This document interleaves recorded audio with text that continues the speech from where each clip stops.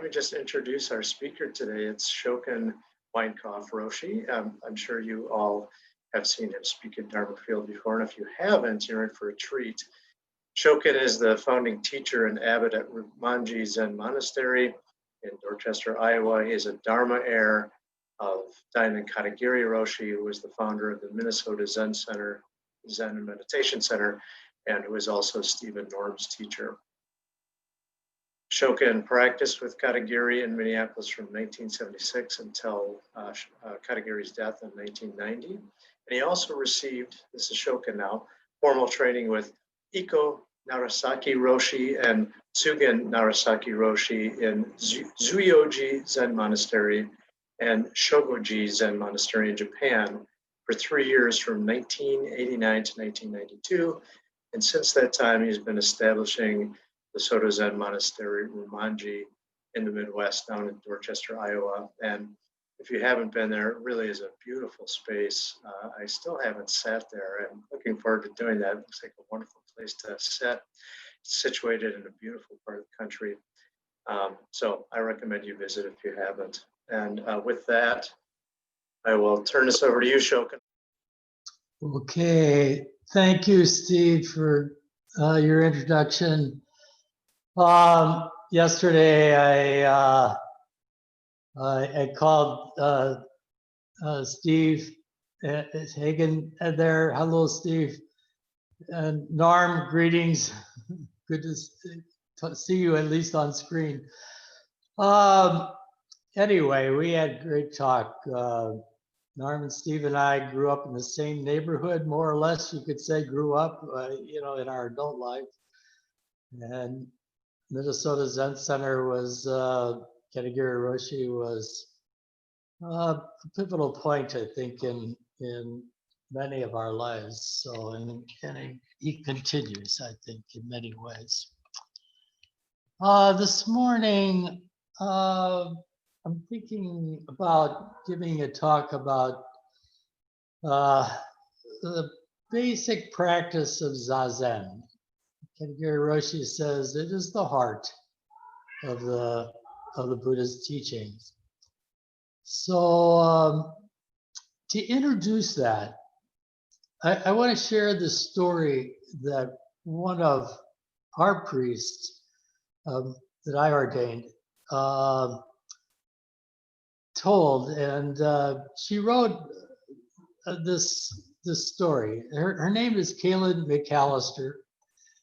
She's a priest in down in St. Louis, and was the first Buddhist chaplain, full-time chaplain in the Missouri prison system, maybe even around the country. I'm not sure about that exactly.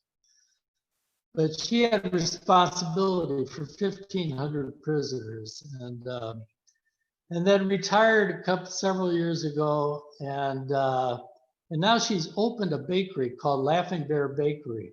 You can see it on the website.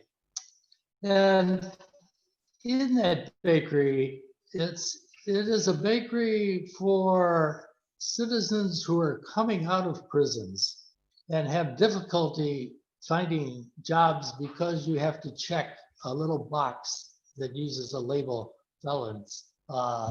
And pretty much that X's you out of, I don't know, but it's not a good recommendation, I guess.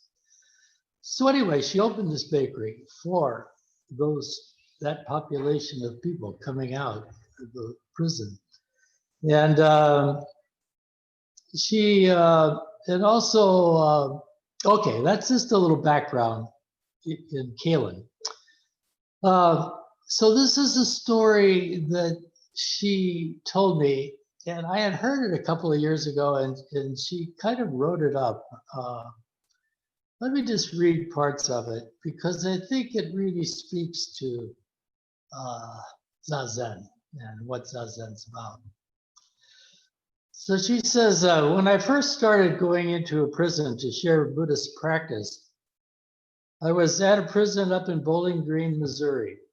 You have to go through Bowling Green to come from up where I live to St. Louis, which is my hometown. She says the group met on Tuesday nights, the same night. It was the same night that the Native Americans met in the same facility. So they had their lockers all in the chapel there. And the Native Americans went off to one separate room, and the Buddhists, they went off to the other another separate room, sort of off the chapel. So, so she says the very first night I was there, when the two services were over, both groups were back in the chapel area to put away their religious items in their respective lockers. Then when we waited for the prison to call movement, you don't just move around in prison, you know. When the prison finally called movement, one of the natives hung back, leaning against the door. As I went to leave, he told me with a very straight, expressionless face, "Najukuo Naila."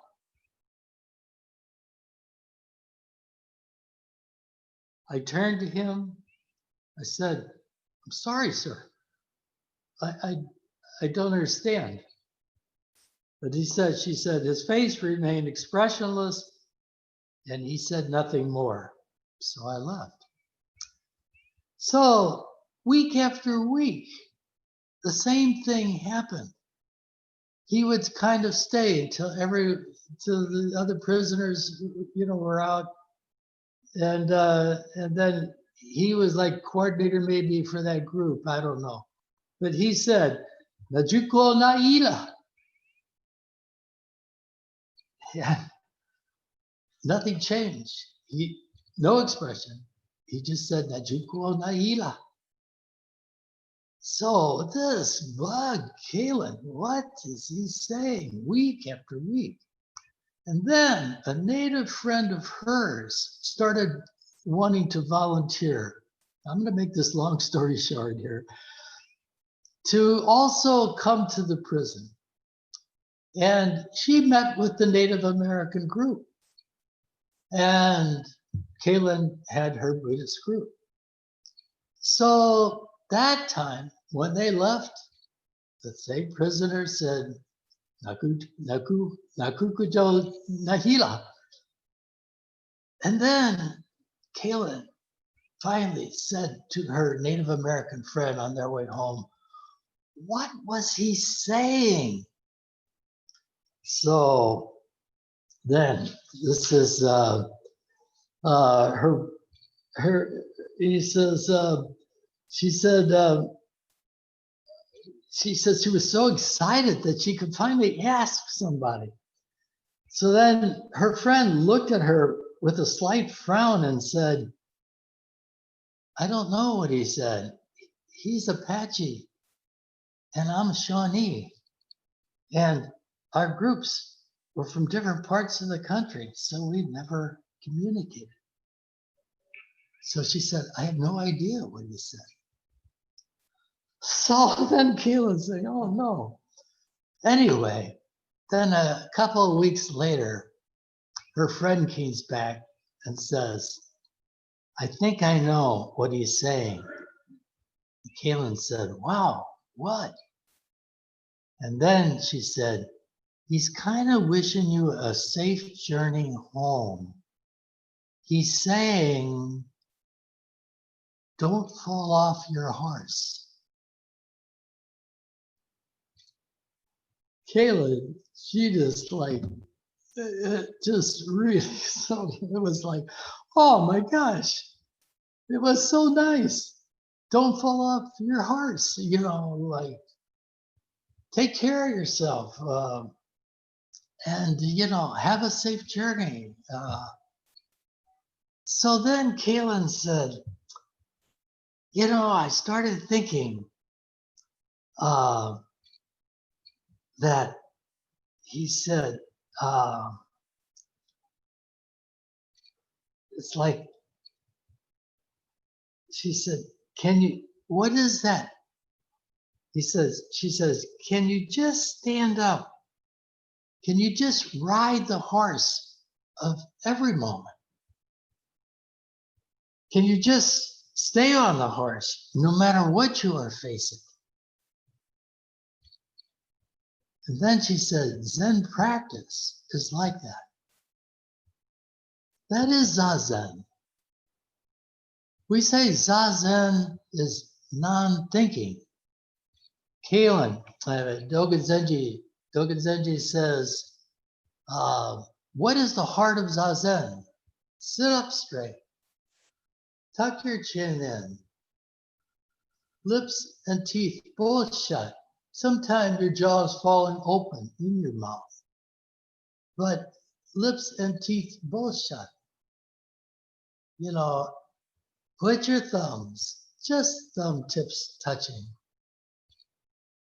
That, and then think not thinking, he says. And a monk says, how do you think not thinking? And the monk says, Dogen says, how do you think not thinking? Dogen says, non-thinking. So what is non-thinking? It's just being there. Be upright. Be with this moment. Take care of where you are. Ride your horse. But it's not just on your cushion. Dogen's disciple, one of his disciples wrote an essay called 24-Hour Zazen. That Zazen is like in your life. Take care of this moment. Dogen goes forward further. He says, if the least like or dislike starts to come up with yourself, you know, about this or about that, and you get bent out of shape, you're starting to fall off your horse.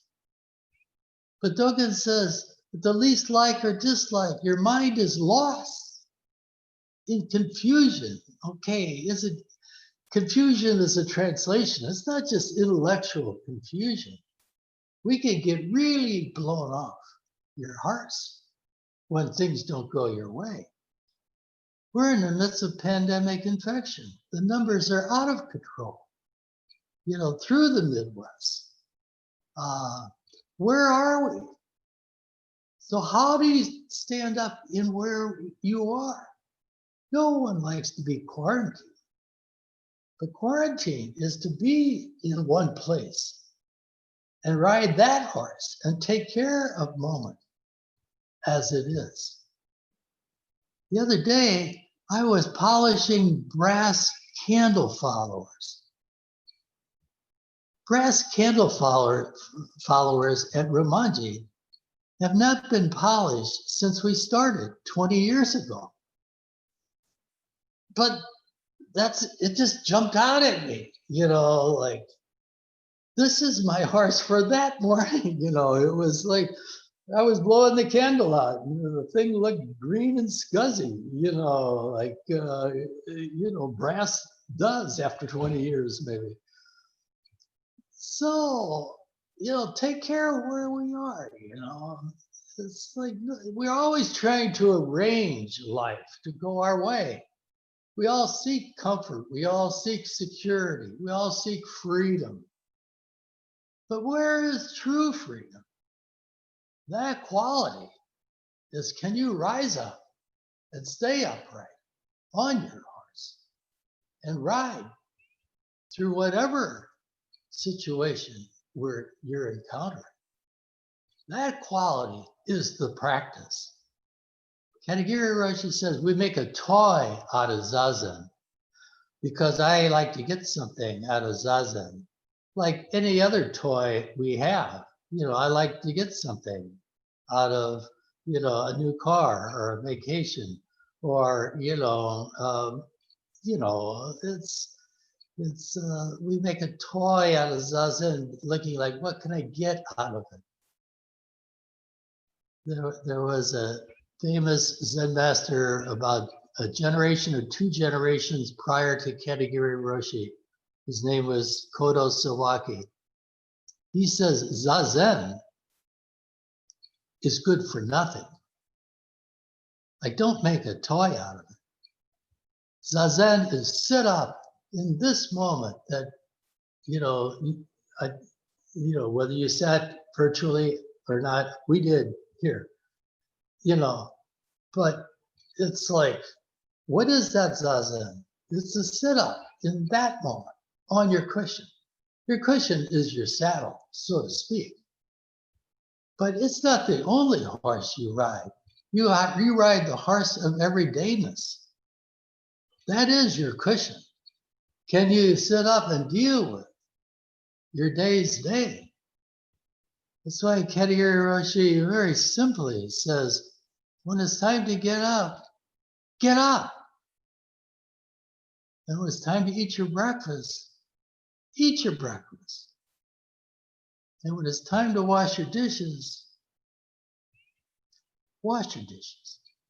That is to be in harmony with what's bubbling up. It is to ride your horse beyond like or dislike.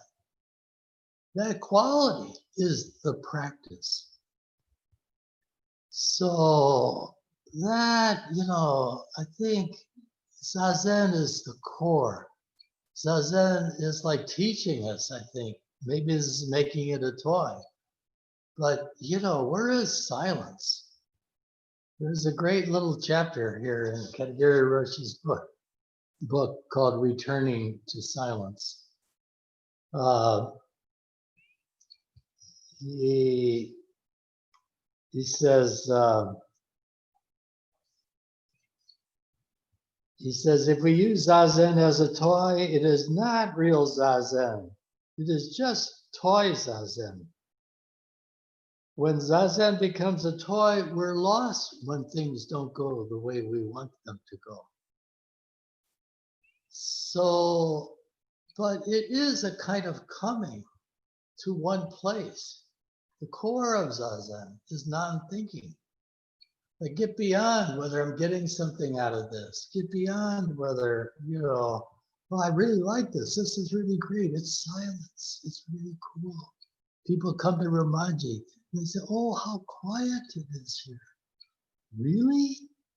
It's like, yeah, there's no sirens going, there's no, big pickup trucks, backfiring with hefty motors in them, it's so quiet. Where is quietude? That quality is wherever you are. Can you take care of them? That is the Zazen practice. So, Katigiri Roshi says, he talks about sound and quietness. He says, where is true quiet? The true quiet is non-thinking. True quiet is when it's time to get up, get up. When it's time to be in your 80s, be in your 80s. The other day in the Decorah post office last winter, but it's with me yet. This old fellow came across a snowbank with a cane. And I had just come in the post office, so I held the door for him until he got inside. Maybe I told the story up there. But the old fellow says, he got inside the door and he says, I'm 94. And I said, really? You look great. And then I said, well, I'm 80.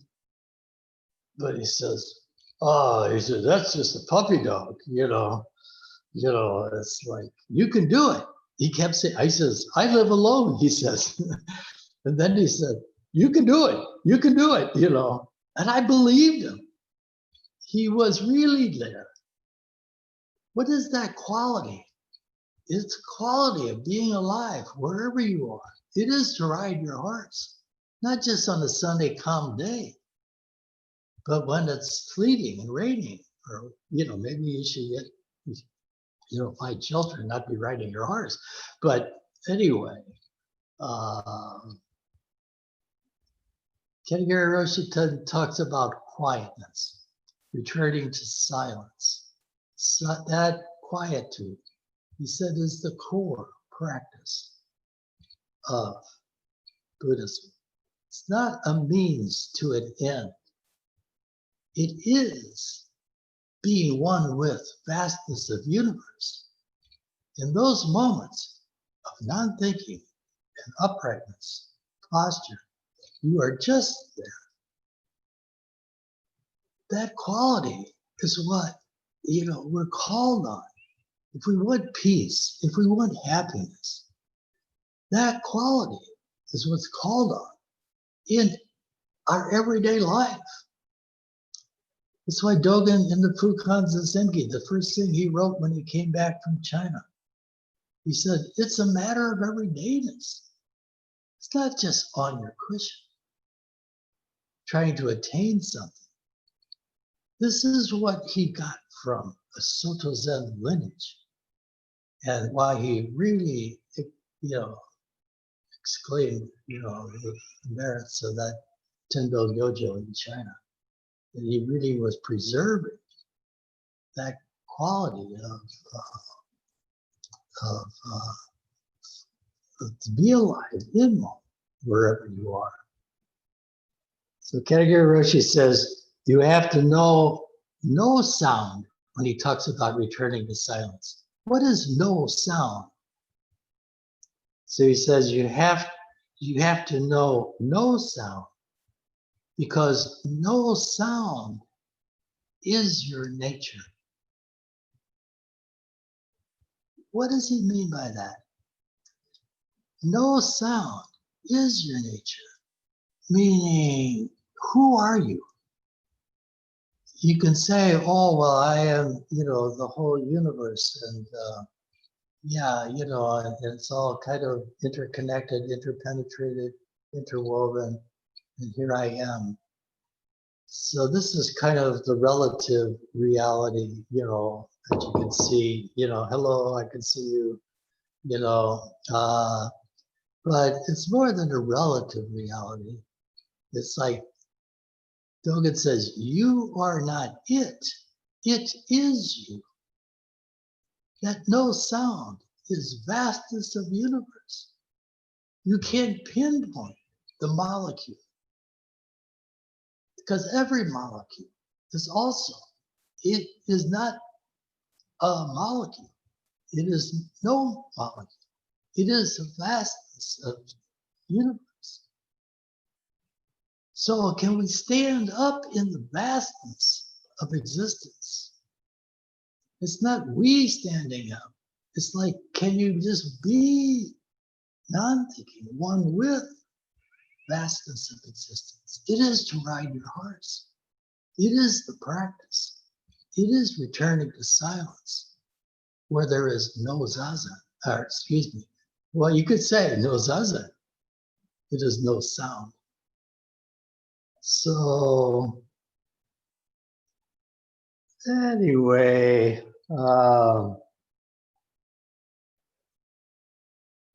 Katagiri Roshi says, Zazen is not an exclusive practice. It is the most fundamental practice for all sentient beings. For anybody. You don't even have to know the word Buddhism. I didn't even know the word Buddhism until, I don't know when. I was in Christian theology, it's like, Buddhism, what is that? I don't even recall hearing it in all of my background stuff. So, but it's not something secular. It's the heart of all life, beyond denominationalism. If you want freedom, if you want joy, if you want to die a happy death, whatever you say about any of that, where is it? It's beyond some means to try to get it.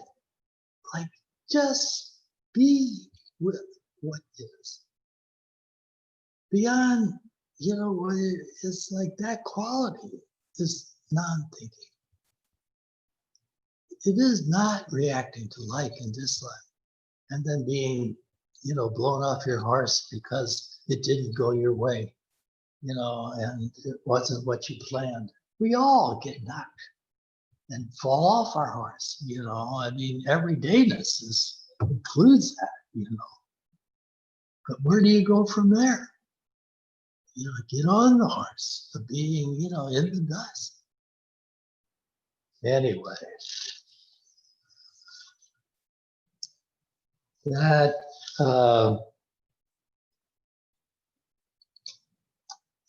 I think it kind of says what I wanted to say. And if I could just wind up with, I want to talk about a calligraphy. And it's a calligraphy. I'm going to turn my speaker around. I don't know if you'll be able to see it. It's on the opposite wall of where I am. I don't know. Can you see that on that far wall? I don't know if you can even make it out, but it's got a tail. It's a calligraphy for Ru, R-Y-U. We are Ru Monji, Dragon Gate Temple. And translation of that comes from Dogen also. This Zen master who was 5 years in China and came back to Japan. He is considered the founder of Soto Zen lineage in Japan and, of course, North America. It was Suzuki Roshi, Maizumi Roshi, Katagiri Roshi in the Midwest. So anyway, that dragon symbol is Ru. What is the dragon? Dragons look like ferocious characters, but the true meaning of dragon is strength or fortitude, if you want to use that word, or forbearance, like to deal with things. I one time said that this Narazaki Tsugen Roshi, that was the teacher there, that had a great influence on me in Japan. He says, the two qualities of Buddha are wisdom and compassion. Wisdom to see the oneness of all life. Okay, there's not a you seeing it, it is you. Okay, but anyway, to see the oneness of all life and be it, which is to live a life of compassion. Like compassion for brass candle followers, compassion for the persons in your life that irritate you. Not that we don't confront them, or call a spade, so to speak. But that quality is like this quality of dragon. Narazaki Tsugen Roshi, he said, I said, wow, it's really a person of wisdom and compassion. Katagiri Roshi turned to me and he said, yeah, and strength. He is about 5'3". He's a little guy. He said he always had a complex of bumping into people's bottoms, riding on the packed trains in Japan. But Katagiri Roshi says, it's his fortitude, it's strength that makes him who he is. That quality is the dragon. And what is the dragon gate? The dragon gate is to pass through the moments of everyday waves in all of our lives. We all have them. So that quality of passing through the waves is our practice. Don't get attached to Zazen as some Buddhist activity. It's a universal activity for all beings to be one with what is. Where is the release? The living on a day-to-day basis and dying. It's not a head thing. It's a fortitude thing. Dalai Lama says you don't learn fortitude from books. That is why we have monastery. Monastery for Japanese monk is a 1-year commitment. Stand up there. Tell us how great you are. But can you take care of day-to-dayness when it's mundane stuff like cleaning the toilets, which I did yesterday downstairs. They were so bad because nobody's been here for long, several months, But it's like that quality is, the practice. It is passing through the dragon gate of everydayness.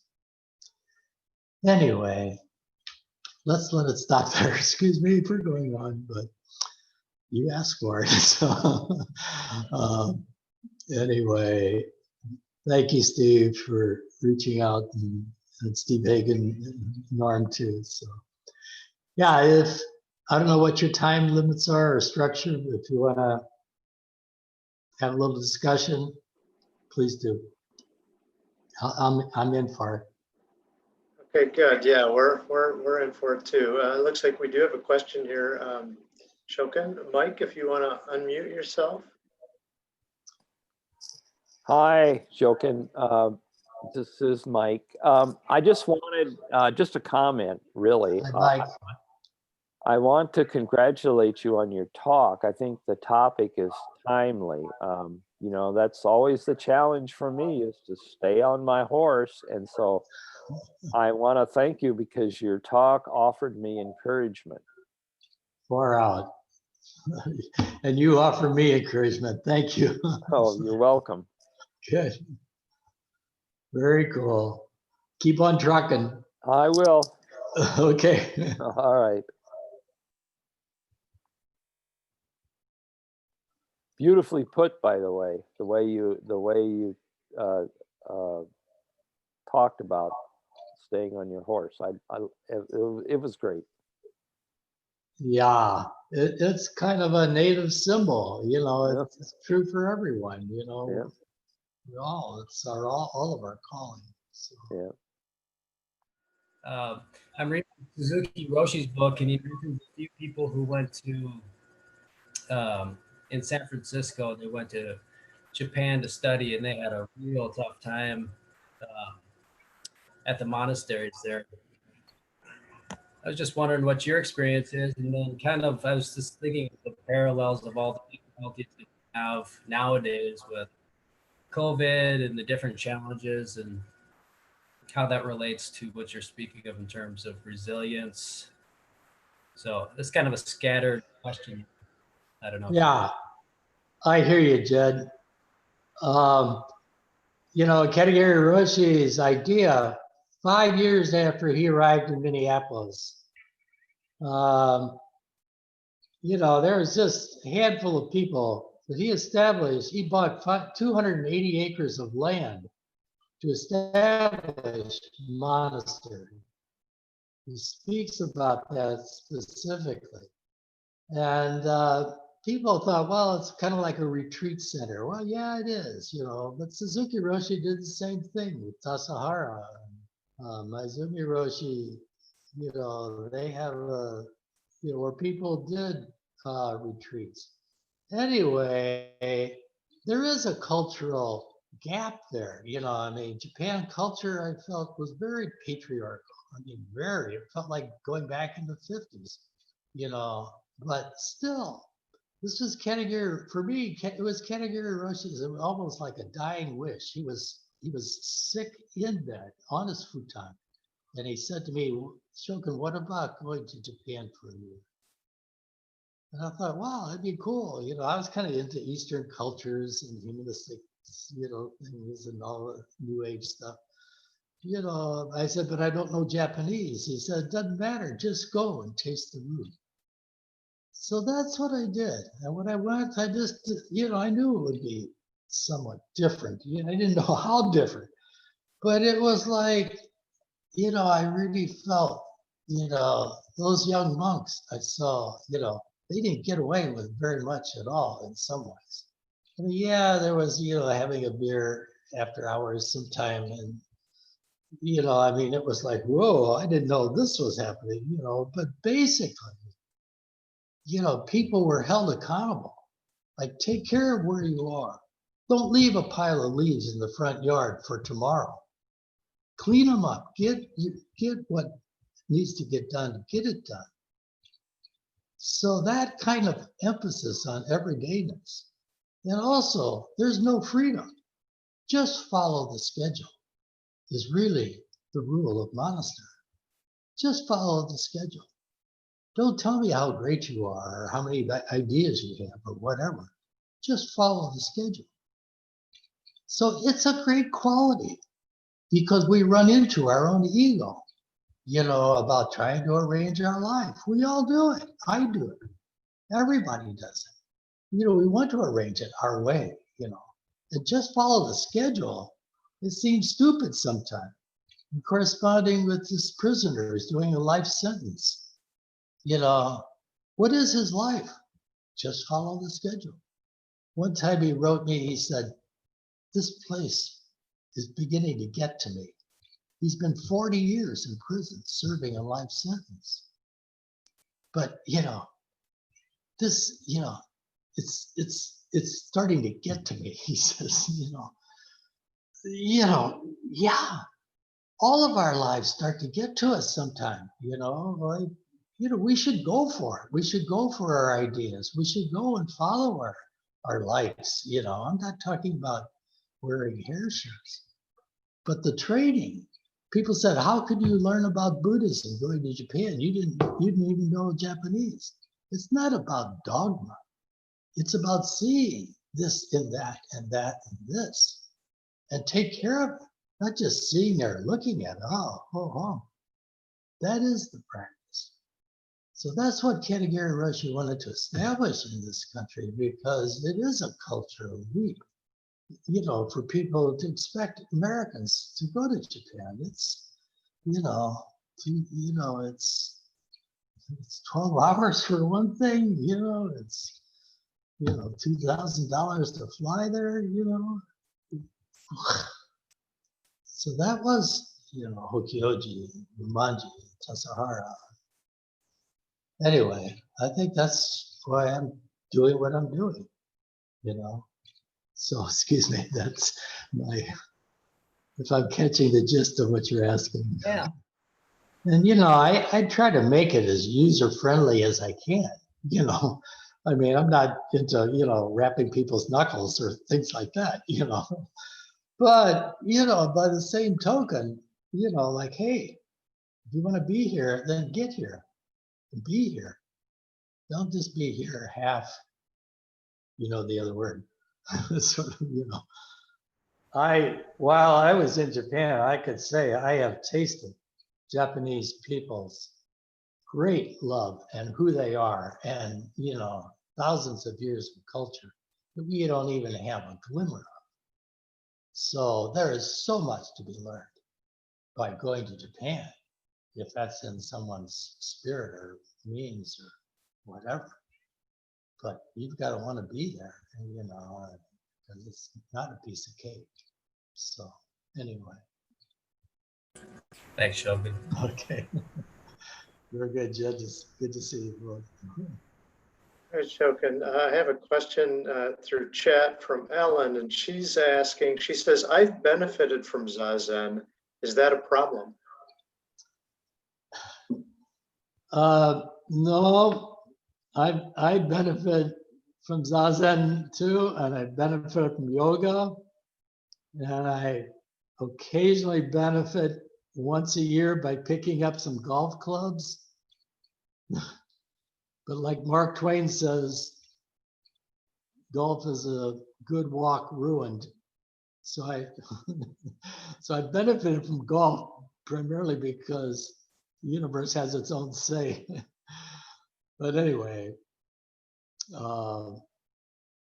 I sit every morning, and some mornings it's not a full 40 minutes.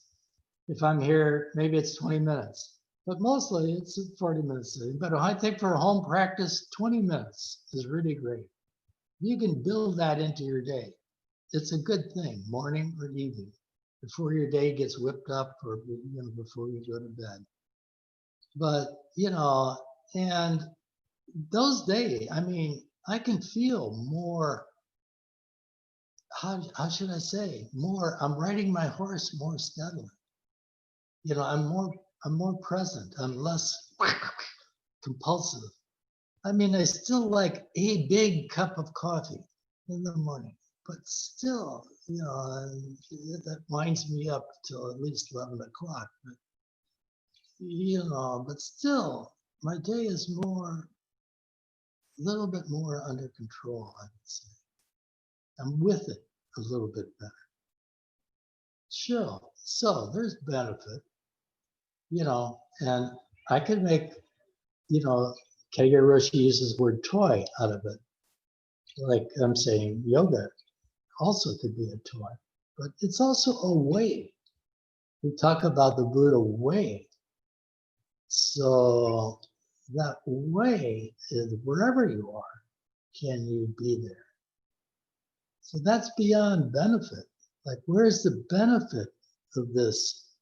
And then as soon as it gets ragged or tough or whatever, you throw it out the window. You don't do it anymore. I still do a little yoga in the morning. It's still with me. But basically, Zazen is like cuts across isms. Just be with your day. However you can do it. That is to stop and be in one place, so to speak. Because we're kind of like catapulting forward. And then when we hit a blank wall, it's like, where am I? What am I about? Or today, or the next 3 minutes. So anyway, hello, Ellen. Sorry I don't see you, but anyway, that's my best shot at your answer. Hello, Shoken. Hey, Bruce. How are you? Greetings. Oh, I'm fine. I recall that many wonderful sessions. I sat with your group at Rumanji and how nice that was when you guys were still getting established, and we were all sitting in the Soto because the Kun hadn't been built yet and so forth. Very, very nice setting. And I had the good fortune a few years ago of sitting a 7-day session at Zen Shuji Soto Zen Temple in downtown LA in Little Tokyo.